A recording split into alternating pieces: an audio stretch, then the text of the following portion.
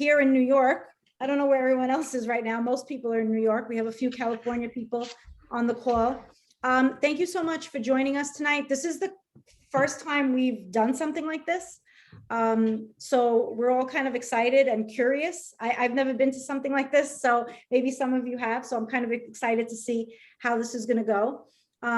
This is our first event for the 600,000 in 6 month campaign. So we're excited about kicking it off with this on, the very beginning of spring. And this campaign is going to go on for the next 6 months, and we're going to have lots of different events and things going on. So stay tuned and watch out for your emails and for my emails. And we're looking forward to a lot of fun things.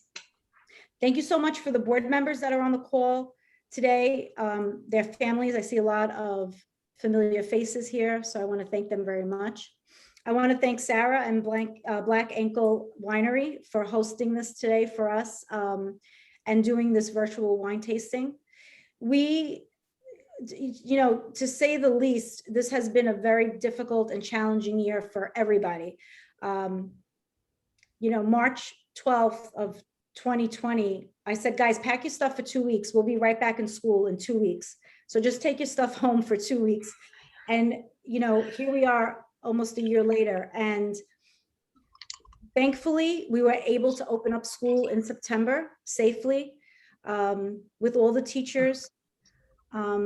Kids are starting to trickle back little by little, but we have been open for anyone who wants in-person learning. The teachers have done a fabulous job. The families have been tremendous during this very challenging time. And believe it or not, we're actually almost done now with this academic year. And we're looking forward to lots of end of the year activities, graduation. We're even able to have a prom for the seniors this year. So there's a lot of fun things happening at the end of the year. But it has been challenging. So I want to thank everyone for taking the time. I know that many of us spend a lot of our time during the day on Zoom and on calls and meetings. And we feel tied to our computers. But right now, this is what we have to stay connected. So I appreciate all of you being here and staying connected with us. Thank you. Thank you very much. Great. All right. So I think that means I'm on, right? That means you're on. So I'm on. Oh, now the pressure. So hello, everybody. I'm Sarah O'Haron, and I am one of the founders of Black Ankle Vineyards. So I'm going to be leading us in our wine tasting tonight. And as Maria touched on, the idea of tonight is just a chance for people to get together and have a good time. And we're just going to talk about wine, and I'll give you a little bit of background on kind of me and how I got connected to this whole setup. But ideally, this can be super informal. So if you have questions, everybody started off on mute just because just to keep things kind of simple. If you'd like to chime in, if you have any thoughts or questions, just unmute yourself and say the word, or you can just type into the chat, and then we're happy to answer questions that way. So I can drone on for an hour about wine or whatever else, but I get really boring. So I highly recommend that you guys drive the conversation and just help us decide what we want to talk about. So I just want to give you like a little bit of background about who I am and like why you're drinking my wine, this random wine from Maryland. So my uncle, who's somewhere in here, let's see if I go through, can you highlight? Oh, there he is. He just waved. You could probably highlight Jay, and then he can. Anyway, so my uncle Jay Wilker, who's up there waving with Eileen, has years and years ago, and I don't know how many, 15, 20 years ago, maybe, was somehow recruited to help with mock trial at Cathedral High School. And I don't remember the details of how that happened, but I do have a lot of memories about him coming home and talking about, or just like chit-chatting with him about what was going on. Him saying, God, those girls are so smart. They're so smart. They have so much to offer. It's really phenomenal. Like, I'm supposed to be the volunteer and helping them and like giving of myself, but really I get so much out of it because it's just so energizing and interesting to have these girls to talk to and to kind of, he's getting so much out of it. But he said, I feel like the resources there, like, it's a shame because they're these incredible girls with like limited resources, but the school is really behind them and just trying to really give them a leg up. So it's just over the years been something that he's been super passionate about, and I think gotten a lot out of. And over the years, he started, I believe, he came in helping with mock trial because he's a lawyer, and I said, he's a lawyer. It's okay. Like it's only a bad thing. Yeah, so somebody has to be, right?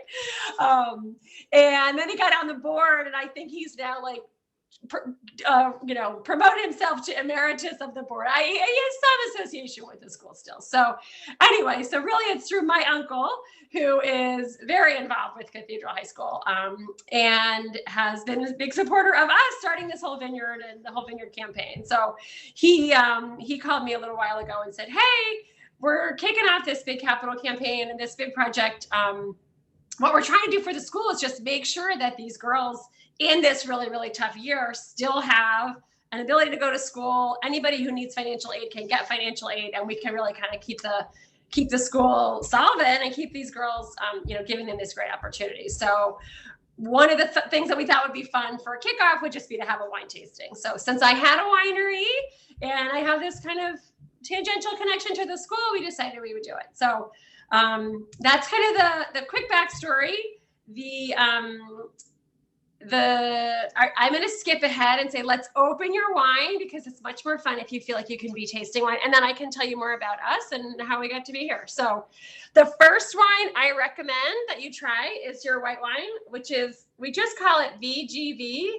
And it's a blend of Viognier and Gruner Veltliner.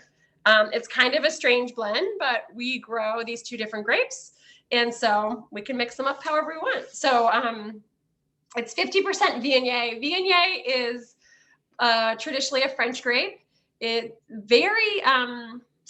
Very little of it is grown in France anymore. It's kind of a finicky grape. It's kind of hard to grow. It tends to be like have a lovely yield one year and then a tiny little yield another year. So it had kind of just gotten to this one little part of France that still really grew it. And then it became popular, much more popular in this area. So we see a lot of Viognier grown in Virginia. It's kind of tried and true in this mid-Atlantic climate. For whatever reason, it works pretty well. So it's one of the first grapes that we planted when we started planting our vineyard. The second grape in here, the GV of your VGV, is Gruner Veltliner. And that is traditionally an Austrian grape. It is the biggest grape grown in Austria. It's famous for being very kind of minerally and citrusy, and for having a whole lot of really interesting flavors, kind of at different ripeness levels. So you have everything from a very, like if you pick this grape really early, you'll get a really kind of grapefruity, very, very strong, like almost pink grapefruit flavor, all the way through. People pick it super late and make a late harvest wine where you're getting flavors of like honey and honeysuckle and like really, really different. So it just really depends how you treat it. So it's kind of a fun, really versatile grape. So we put these two grapes together here, and that's your first wine is VGV. So I don't know if anyone has thoughts about it. You guys have your handy dandy little aroma wheels. These are just like a little kind of, wine nerd, wine geek thing if you want. There's not really a lot of pressure to figure it out, but this is one of the things when we talk about wine, it's just kind of fun to just try to get a sense of like, what are the flavors you're getting? What are like, you can taste wine any different way. If sometimes you just want to just say like, I'm just enjoying it, whatever. I don't need to think about it. And sometimes it's fun to be like, what can I get? Like, can anybody like pick out a certain flavor? Anyway, so this is like a little crib sheet to give you some ideas. You can impress your friends. You can be like, well, I'm just getting a lot of kumquat in mine. And then, everybody's going to have to believe you, because who knows what a kumquat tastes like, right? I don't know. So to me, I don't know. I just think that's kind of one of the fun things you can do. So if anybody wants to chime in with any aromas they get, otherwise you're just going to hear what I think.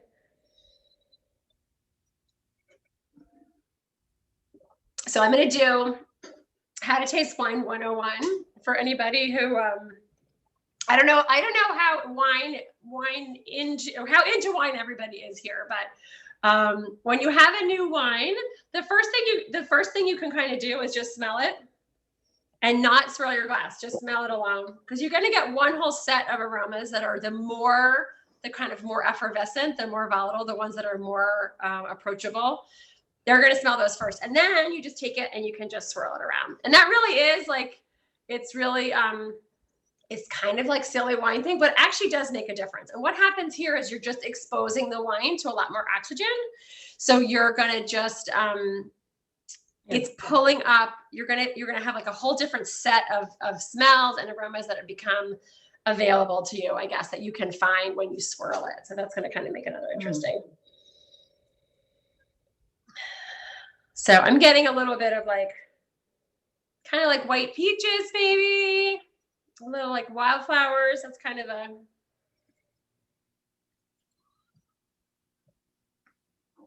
yeah, I definitely get some flowers. I get some like, almost like a chalkiness, like a little bit of what we call minerality, which is like a little bit of, you know, not that anyone's ever tasting rocks, but what you think a rock might taste like, I guess, from the smells of it. So like, think of like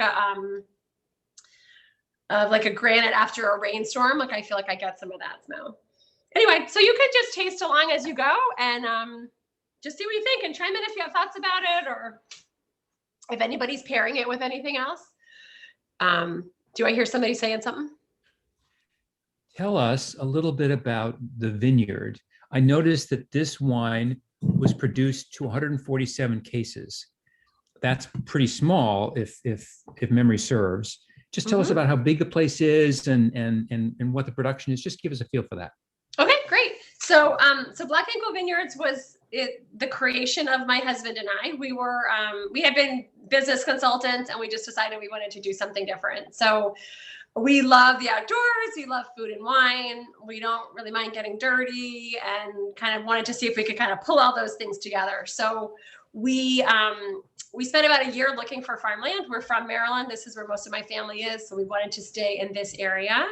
And we drove around for about a year trying to find a place that we thought would make great wine. So when you're doing that, what you want is really rocky, really kind of well-drained, low fertility soil. So relatively lousy agricultural soil is going to make good vineyard soil.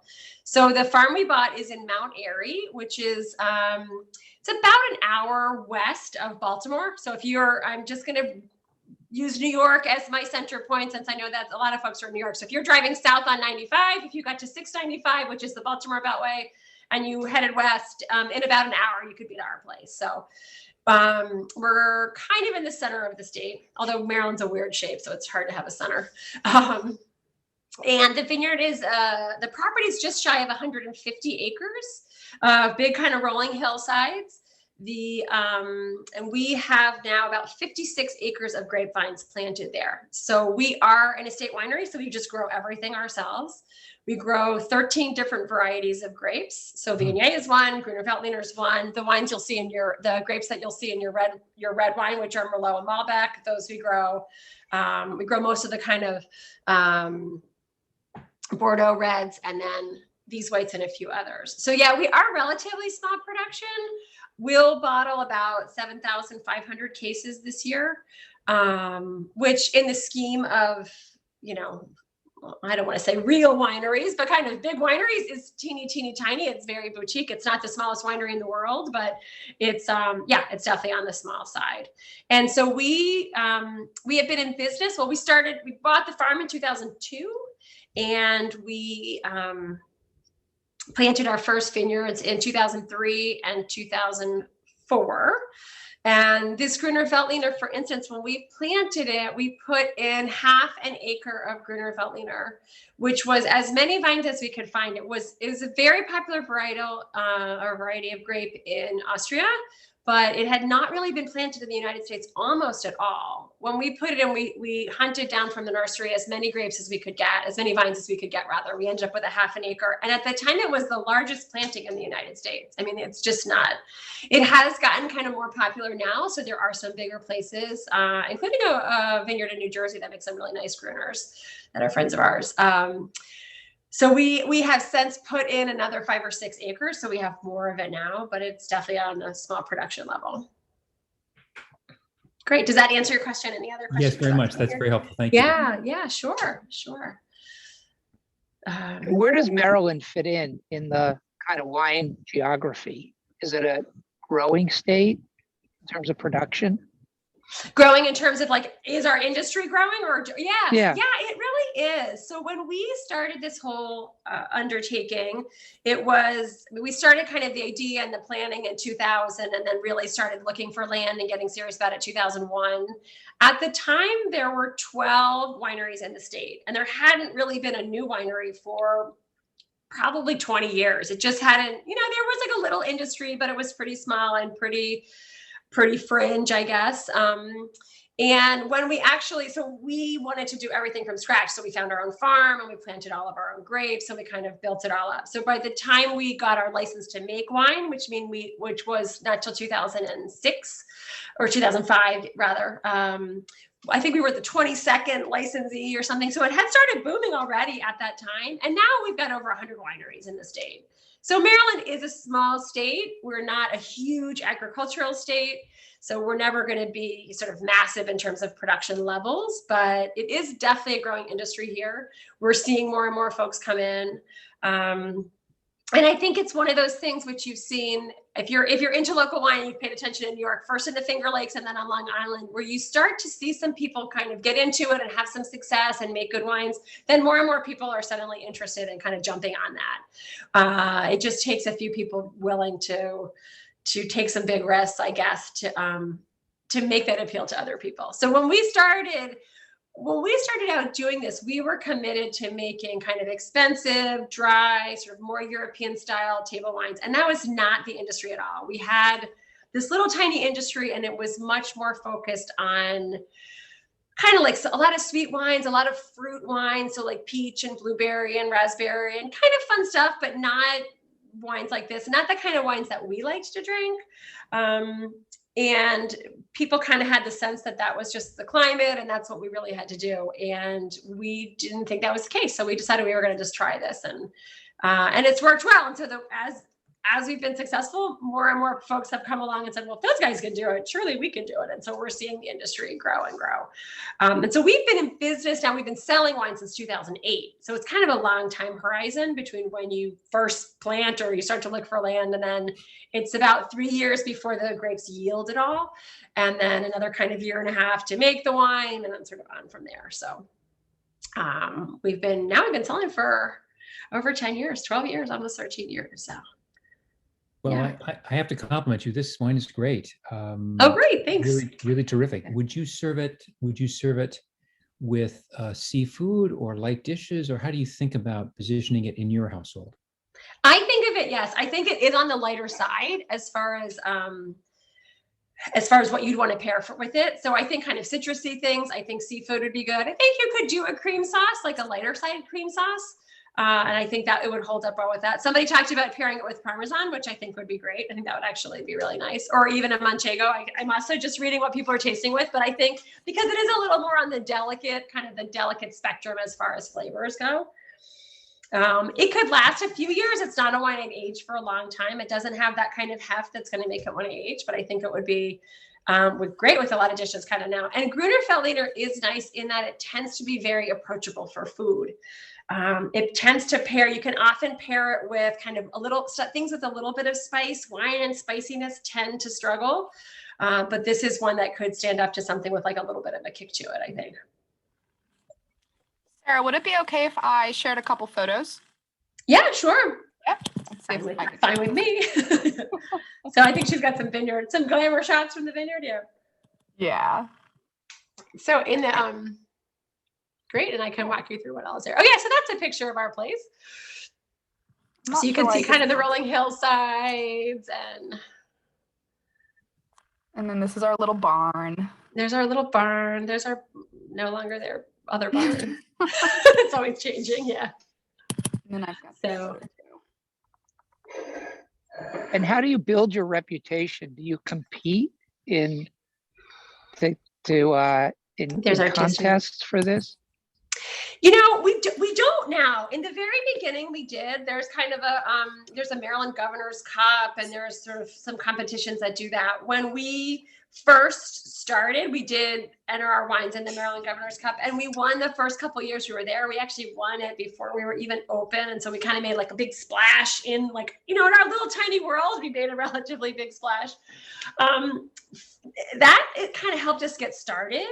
I mentioned before, there hadn't really been a lot of folks who were trying to do what we were trying to do with wine in our area. So where we were really dedicated to making dry table wines, kind of a little more European style, not getting into the kind of fruity and sweeter things that a lot of the local places were more interested in.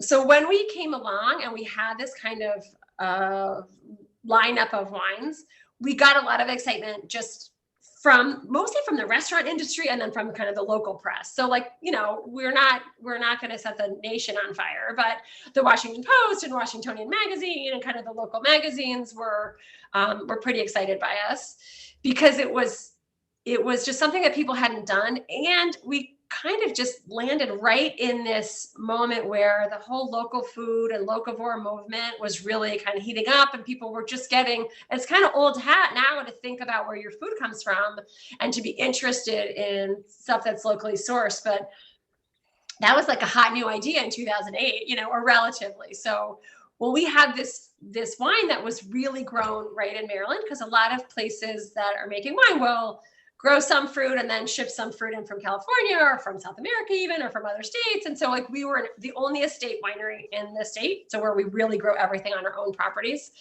And so that kind of got us a little bit of buzz, I guess, to start off. And now really all of our kind of building reputation is from our customers. We just really do everything from word of mouth. So we have a big wine club where people kind of join up to get a subscription and they have wine shipped to them. We have 2 different systems. So you guys, the box we sent with a little wheel and everything in it is kind of like the first shipment that would go in one of our little subscriptions where you could get it once a month or every other month. We have another one that's quarterly where you get a little more wine, but it's only once a quarter.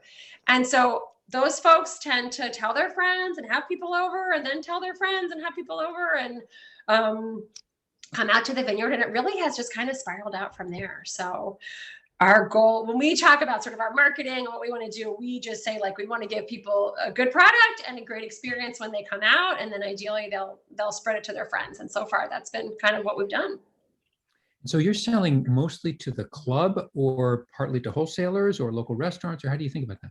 We sell almost everything to our club. So we do have a small wholesale presence, but we sell, Zoe, we sell, I think we sell like our actual club, like the actual club shipment is about 60% of our production. But it's funny, the vast majority of our clubs, like you could have the wine shipped to you as in a normal wine club. You also for our local folks, a lot of people decide they'd rather come pick it up. And what they tell us is they like the place. And I think Zoe just showed a picture of like the tasting room and the place, and it's kind of a nice spot. We're close enough to a lot of people, but we're near some city centers, but you get there and you really kind of feel like you're out. People are like, I feel like I'm in Tuscany. I feel like I'm in California, because it just feels rural. It feels like you can't see anything except our farm when you're there. So probably 80% or more of our club members say they want to come pick up their wine at our place, because they say, I want to force myself 4 times a year to like take the day and go sit out and enjoy the space. So those folks come out, and then they buy another probably 30 or 40% of our wine. So we end up selling between 80 and 90% of our wine to those club members, either as part of their shipments or because they add on and buy more stuff. You've got a problem, because you're going to expand your club with this call, I'm afraid. We'll see. We're very tight on wine right now, but it's okay. Yes. We're growing. So I see actually that this particular wine is just not available anywhere. We're lucky to be having a bottle of it. Yes. In fact, I was kind of shocked that we could free this up. So we really are. I'm joking that we have no wine, but we are a little low on wine because we do grow everything ourselves. And so the thing about wine growing is it's slow. And when you need more, like we need to plant. So we are in a big expansion phase. We put a bunch of grapes in last year. We have more scheduled to go in next year, but it's a few years before you have any production from those. So we are slowly ramping up production as we plant more. but it takes a little while. So yeah, this wine, I don't know that we're totally sold out of it, but we don't have a whole lot of it. It's only 70 cases, or I'm on to the M now. So here we go. I just think we should switch to the M before we run out of time. So this was just a tiny little production wine. Switch to M. Yeah, the M. So we switched to M just to get on. Then I'm happy to keep talking about the place and everything else, but maybe we'll just take a moment to talk about M. Linda, So M is a blend of Malbec and Merlot, which is why we called it M. Our general manager is also named Melissa. Anybody out there with an M friend or person is welcome to say we named the wine after them. We have many customers who are like, it's so nice of you to name it after me, M. So it's very versatile, but it was just because names are hard to come up with. And we had M and we thought, well, we can't use that. So we just went with one M. And this is kind of a different blend. So Malbec and Merlot are both traditional Bordeaux varieties in that they are grown in the Bordeaux region of France. Malbec is not super popular anymore in France. It has just, again, it's a little bit like the Viognier. It tends to be a little fussy.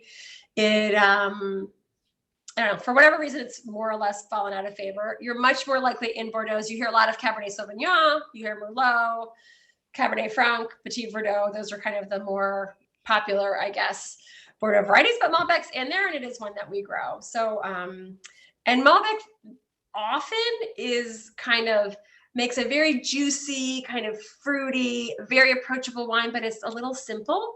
I always laugh. I'm like, the Malbec, when you're just drinking pure Malbec from our place, it smells like a cherry Jolly Rancher, which is very distinctive, but not necessarily a compliment in wine. Every few years, we get a Malbec that really just is just like, it's just pleading the case for us not to pull it out and start over in that block, because every once in a while we get a batch that's really, really good. So this is 19, I think, right? Yeah. Oh, so this is the 17. So 2017 was like a lovely, lovely growing year, and the Malbec just like had its chops. So it's often the Malbec is kind of like tucked away in some other bigger blend, but this year it really showed well. So it got to be almost its own wine. It has a little Merlot in there to kind of fatten it up. So it does give you some like really bright kind of fruitiness, but then I think with the Merlot, you also get some more weight and like a little bit more length on the palate and kind of that type of thing. So, Sarah, we had a question about the how close Black Ankle is to DC. Oh yeah, we're close to DC. So we're about, of course, depending where you are in the city, but we're about an hour from Washington, DC. So we're kind of tucked away in an interesting spot. I actually live right on the DC border. I commute out there. It takes me exactly an hour. And depending on where you're coming from, maybe an hour and 15 minutes, maybe an hour or something like that from DC.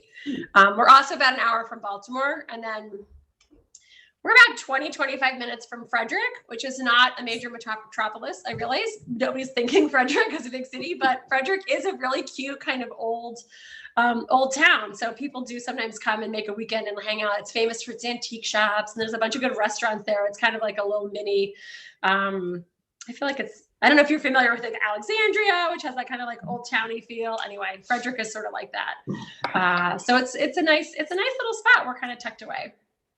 So I find this wine has a really, really powerful nose, and it's not, for its age, it's not very tannic.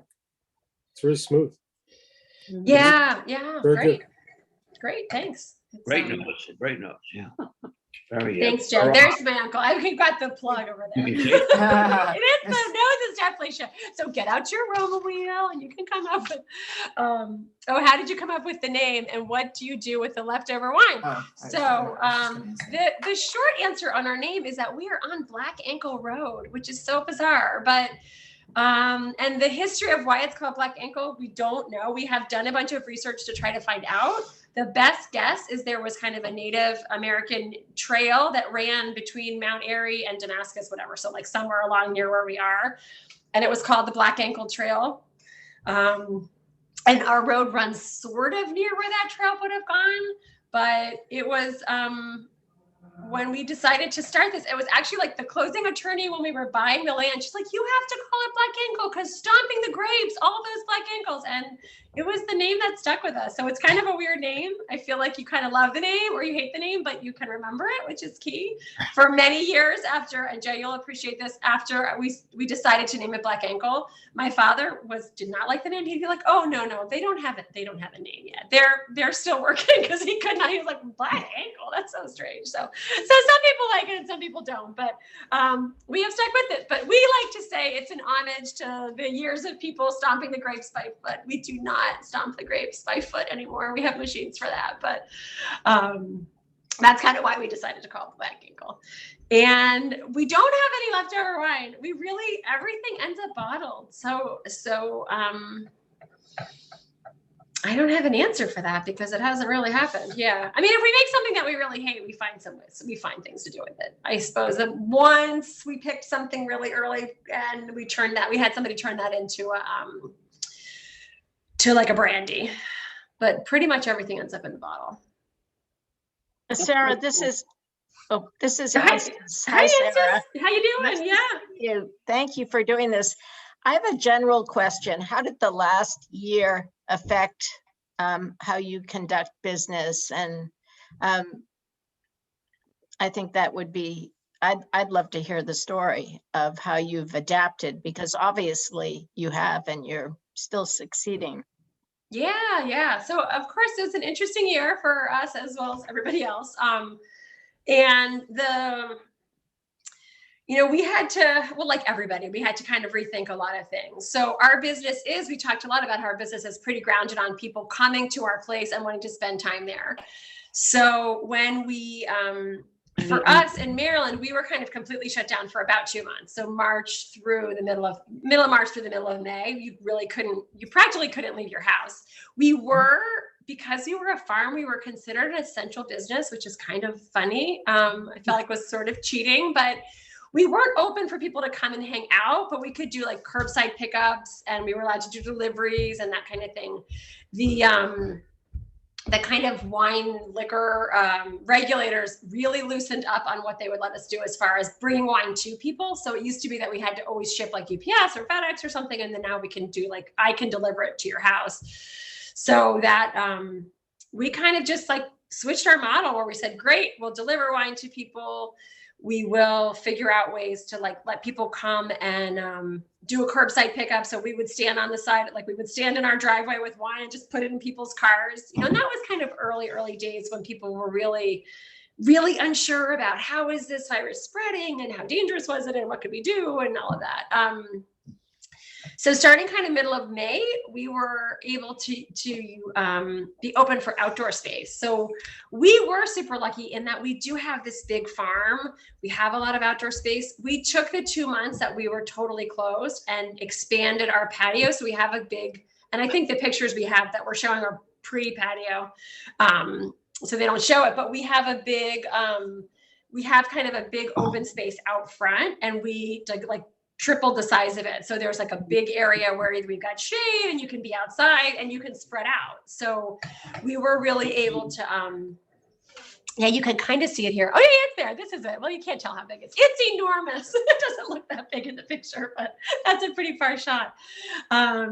So we were able to get people, we just got really kind of crazy about making sure we had everything pretty buttoned down for folks. So we switched to 100% reservations.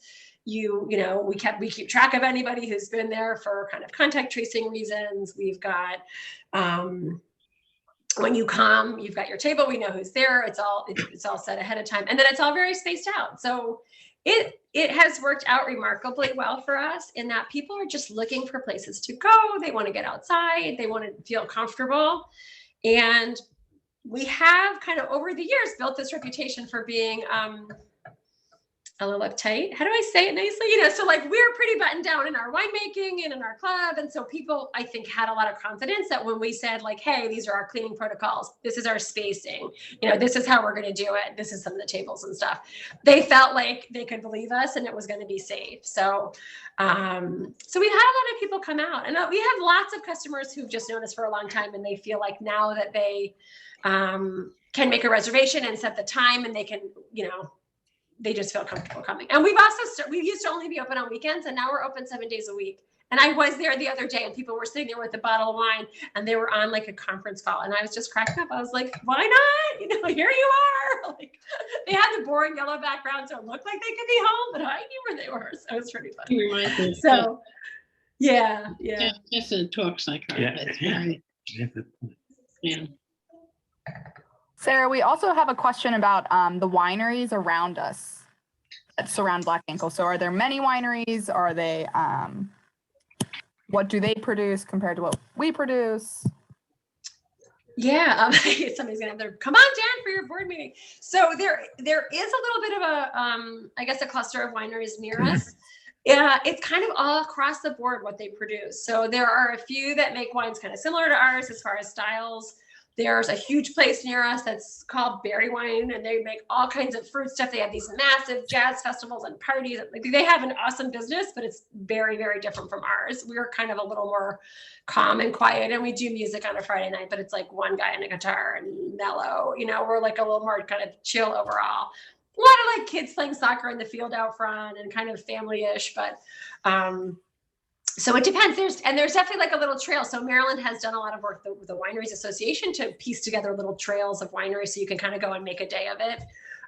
We pulled ourselves off the trail because we want people to come who kind of know what they're expecting. So we like our wine is I mean, it's all on the high end in terms of prices. Like our cheapest bottle of wine is $30 and it's all dry wine, and it's not necessarily. So we would have people kind of drive in off the highway and be expecting kind of something different. And so we found that we did better once people came. When people came and they knew kind of what they were getting into. I don't know. I guess it's like if you're a fancy restaurant, like you just want the people to show up to not be expecting a burger, you know, or whatever, maybe a good burger. But so we're not like officially listed on those things, but there are other places to go. Somebody's moving to DC. Come on in. And there was another question about that. I think that just popped up. Maybe I just missed it, but well, come on in when you come to DC. You'll have to introduce yourself. I think that's Joe Ballad, right? So, and then there was a question about the size of the staff. Let's see. So the vineyard, we have actually one full-time year-round employee in the vineyard. And then we bring in a bunch of seasonal workers. So we use H-2A, which is a special agricultural visa, to bring in a crew of guys. This year we'll have 18 vineyard workers. So we have 56 acres at Black Ankle. And then we're actually starting another whole enterprise. Like we've actually bought 3 new properties because we're really dedicated to just growing all of our own fruit. And we have 25 acres planted in another one, and then we're planning to put another 40 acres in next year. So we've got 18 people who manage all of that, and they do all the vineyard work, and they help out in the winery itself as well. And then my husband and I are also work in the winery. And we do a little bit of everything, but I'm officially the winemaker, but then among other things. And then sort of tasting room wise, I think we have 4 full-time people who help with the sort of sales and marketing end of things. And then we've got about 80 people who work for us part-time. So we have tons and tons of people who just love wine and kind of enjoy being part of the place.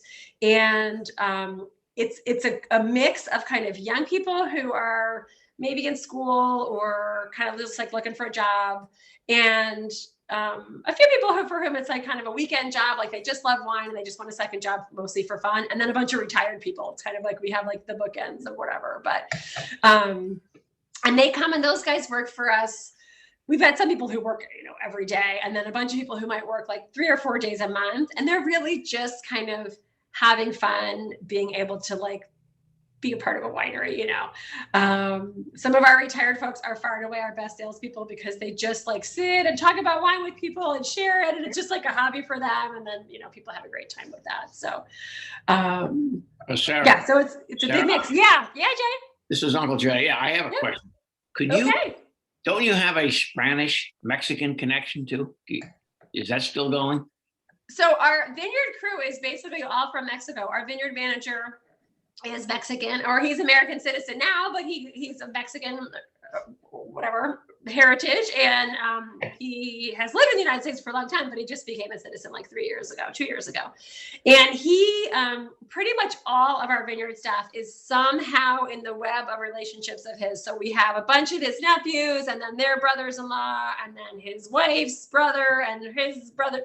So there's a little town in Mexico, probably about an hour outside of Mexico City, called Tlaxcala.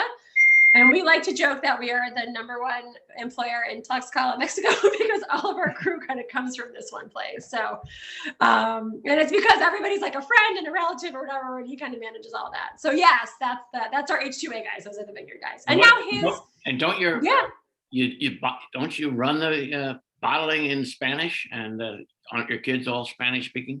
My kids are, we just happen to have like a Spanish immersion program in our local school. So our kids all do speak Spanish. Ed and I officially speak Spanish. So like when we're talking to our vineyard guys, they say we speak Spanish. If we're talking to our children, they're like, your Spanish is terrible. Your accent is terrible. But we say the official, lingua franca of Black Angle Vineyards is Spanglish. So we speak a lot of Spanish with our crew.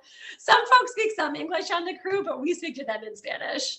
Sometimes badly. Sometimes there'll be words I use with them for months and months. And then I'll say, I am saying that correctly, right? And they'll say, no, that's not. And why don't you correct me? They're like, we knew what you meant. So I don't know that I can speak Spanish to anybody else, but we have a language that works. Yeah, so that's the vineyard crew. And now like our vineyard manager's daughter who lives on the farm, she migrated to the US when she was 13, maybe. He's been with us for a long time, and she came, and now she's working in the tasting room, and she's kind of gotten involved, and his son is 13, I think, and he's interested in kind of the winemaking side. We'll see. His dad wants him to be, but they're all like, we hook the whole family in as much as we can. So yeah. Did I miss other questions? Yasmin asked, how many wines do we produce? Which I know I know Zoe's like, we can't answer that question. So that's a great question. You would think that I would know the answer. The reason I don't is because it's constantly changing. So we grow 13 kinds of grapes right now, but we'll kind of mix and match those different ways. So we just did a big chart where we were trying to figure out like the older vintages and how are they aging and when should you drink things and which things last and don't last. And I think on that, there were probably 25 different wines, meaning over the years, we've made 25 different wines. Like this M, for instance, we've only made it twice in the last 12 years that we've bottled wine. So at any given time, we're probably selling 12 to 15 different wines, but VGV we've made twice. Some years we'll make just a Viognier. This year we're going to bottle 3 different Gruner Veltliners, but not a VGV. Like it really just depends on what we think the wines are, how we think they're going to taste best. So when we sit down to blend, so we make the wine, we have all these different blocks of wine, so different kinds of wine, and then even within a variety, like Merlot is a variety of grape. We grow 6 different kinds of Merlot, and they're planted in different places on the farm. And then we put them in different kinds of barrels.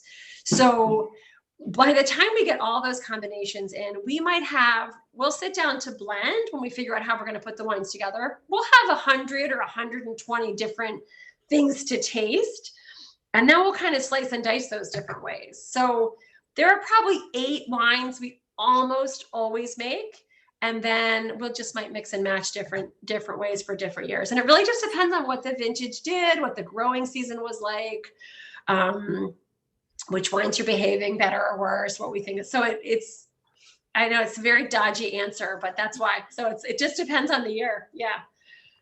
And then on that, with winemaking, we have a question about what type of barrels we use. Mm-hmm. And how so does we that use so we do barrel age. All of our red wines are barrel aged. Our white wines, we ferment and barrel all of our Chardonnay. We make a barrel fermented Chardonnay, and sometimes Viognier and sometimes Gruner Veltliner. It just depends. We use basically French oak barrels. We buy all of our barrels from French coopers. They use almost all French wood, but the last few years they have been expanding into kind of Eastern European forests. So the species of wood that grows in France that makes the best wine barrels is also grown in some parts of kind of Central and Eastern Europe. And those forests were kind of like shut down for a long time with the Cold War and Iron Curtain and all that. And just really in the last maybe 10 years, we started kind of opening up where we're pulling in some of that Eastern European oak. But they're basically French oak barrels. Most of the wood is from France. And that's another whole story with the why the French oak. The French oak trees grow slowly and they're got a very tight grain. So the impact of those barrels tends to be a little more gentle on the wine and a little more kind of elegant. Of course, there are many American oak trees. There are different species of oak that grows here in the US. And I find it very funny because it's very like stereotypical. The American trees, they grow faster, they're bigger, they're more robust, they're kind of a bigger impact on the wine. And for the kinds of wines that we make, they tend to be a little overpowering. So you'll see a lot of American oak used in the Australian kind of Shirazes, where they have these very ripe, very kind of super fruity. They want a big barrel impact. They'll use those. You see American oak used a lot in whiskey production, where you have these huge flavors and you need kind of a huge oak to kind of balance that out. So that's kind of the barrels in a nutshell. It sounds like you and your team are having a grand old time. We are having a grand old time. Yeah, it's mostly fun. I mean, we could do the trauma session too, but for the most part, it's fun. It's a long road. And I will say, like, we started this in 2000, kind of 2000, like, should we, shouldn't we? And 2001, we kind of said, like, all right, we're going to start trying to figure this out and see if we can make it happen. And we started going to seminars and conferences and studying and looking for land and then, we sold our first bottle of wine in 2008. So that's just a really long process. And there were, some hiccups and ups and downs along the way. There were many times along the way where I thought, remember a paycheck? That was so fun, because you kept thinking it was a good idea, but you weren't really sure. But now that it's kind of going and people seem to like the wine and we're pretty sure it's going to work, like, now it's mostly fun. There's still always stuff to figure out. We're always learning something new. And the kind of upside and downside of our job is the same exact thing, which is we are always figuring out something new. We are always building something new. We're always learning a new process or a new system. We just figuring out new equipment. So, like, on the one hand, it is never boring. And on the other hand, it never gets to be boring. Like, sometimes it's nice to just go to work and know what you're doing the whole day long. And maybe that happens once in a while now, but not that often. Usually you're just like trying to figure out something new. So it is fun though. Overall, it's good. Now that we're 20 years in, it's pretty good. It took us a long time to get here. Jay can tell stories about it. Like, this, and then the Japanese Beatles came and ate everything. Anyway, go ahead.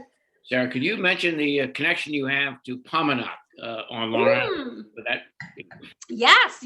So, and Pomanac, I don't know if you saw this or any of you guys are familiar with Pomanac Vineyards. They were just named New York's #1 top vineyard or something. So that's great. I feel, proud for that. So when Ed and I, my husband and I, decided that we wanted to do this, my Uncle Jay and my Aunt Midge knew these guys who had started Pomanac Vineyards. So Midge had worked for years at IBM, and one of her colleagues there was Charles Massoud, who is the husband of a husband and wife team that started Pomanac Vineyards out in Long Island. So this was probably 2001 or 2002. I can't remember exactly if we'd even bought the land yet, but Midge tracked down this old friend of hers who had done something similar to what we were hoping to do. And I don't know if any of you guys have ever been to Pomanac or know that place, but if you're ever on Long Island on the North Fork, they're right at the edge of the little turn there.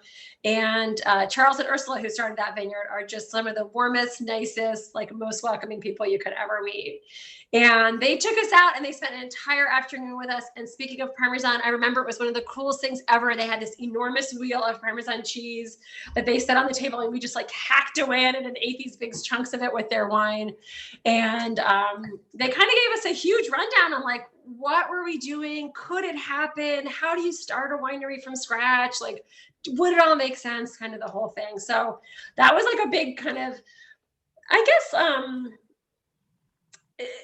just like a sense that like it could be done. It was like a kind of a more morale booster, I guess, for Ed and I to have the sense that like somebody else had started this totally from scratch in an area that when they came in, I think they planted their vineyards, I want to say like in the late 70s or early 80s. It was early as far as anybody putting vineyards in that area. It wasn't like now we think of it as a very established wine region, but at the time they were kind of crazy to do it. And then a couple of years in, I had whatever, my husband decided he wanted to be the vineyard manager. So I was going to be the winemaker. So I'm the winemaker. And I did a bunch of little internships in different places, and one out in California and one in France. And then I spent about 2 months working at Pomanac. So they were super gracious to let me come out and like help in the winery when I was really just trying to learn a lot of the nuts and bolts of kind of winemaking. So you can read about the theory of it. You can taste wine forever, which is a huge help in winemaking, but there's just the practicality. How do you connect the hose to the tank? And when the wine is going through the transition of grape to wine, there's like a lot of weird flavors along the way and a lot of things that can go wrong. So it was super helpful to spend time with them, kind of tasting wine along the way and figuring out what it should taste like as we went and the whole thing. So then over the years, we've stayed great friends with them. So we've done some of these vineyard cruises, and we've gone and we've brought customers, and they brought customers, and we've done a couple of Mediterranean cruises with them. And now the kids have all taken over, so their kids are kind of my age-ish, which is so young, not as young anyway. But so I think Charles and Ursula are still there, but they've stepped back a little bit. They've got 3 boys, and all 3 of them are working the vineyard now. So that's pretty nice. So that's my link to Pomanac. So if you ever go to Pomanac, tell them the Black Ankle folks sent you. The regular tasting room people will have no idea what you're talking about, but if you run into any of the masseuds, they'll know. They'll remember. So for those of us that cannot spell, it is actually spelled Paumanok. Yeah. Yeah, pronounce Italian. And they make some wonderful, wonderful wines. Their Chenin Blanc is one of the greatest white wines you'll ever have. It's really, really nice stuff. So, and Pomanac wines you can find in New York City for sure. They have a bunch of stores that carry them. And restaurants, I think restaurants are still kind of a stretch now, but I know that they did have a big store and restaurant business there. So if you can't make it out wine tasting yet, I'm sure you can find their wines you can find in stores. So that's great. Yeah. All right, Sarah, oh, sorry, Maria. Go for it. Oh, am I on? Yes, no, on. you're not on. I thought that was you talking. My bad. I was going to ask one more question before I turned it over to Maria, if that's okay.